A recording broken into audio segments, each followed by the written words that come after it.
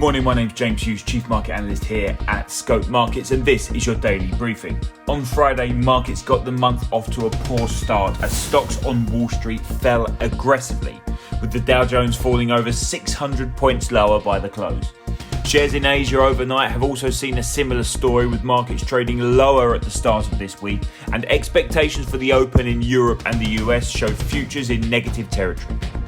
The focus is once again on the White House as we start the new week, as Donald Trump's dangerous anti-China rhetoric looks set to drive markets.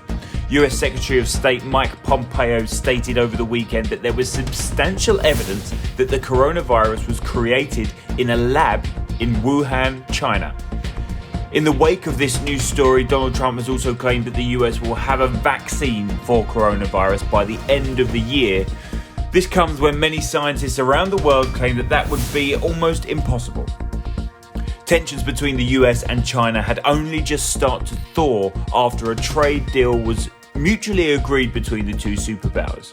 However, Donald Trump's new attack on China has left investors worried that a flare-up in tensions could affect the overall market recovery as we look for the COVID-19 reaction and the subsequent recovery from the economic impact to continue. Donald Trump's handling of the coronavirus crisis has been widely condemned as his rambling press conferences, mixed messages regarding lockdown and dubious medical advice have seen his ratings fall. With Trump's re-election hopes taking a hit, it seems like the focus of his efforts is now on deflecting away from his own performance and trying to steer the nation through this crisis. This week sees markets yet again focus on jobs data as the US labour market report is released on Friday, which includes the non-farm payroll. Before that, on Monday, however, the session will see manufacturing PMI from Europe as well as US factory orders data. Oil prices are never far from the headlines, and that will be the same at the start of the new week. OPEC Plus gave some support to prices last week by beginning to rein in their oil production.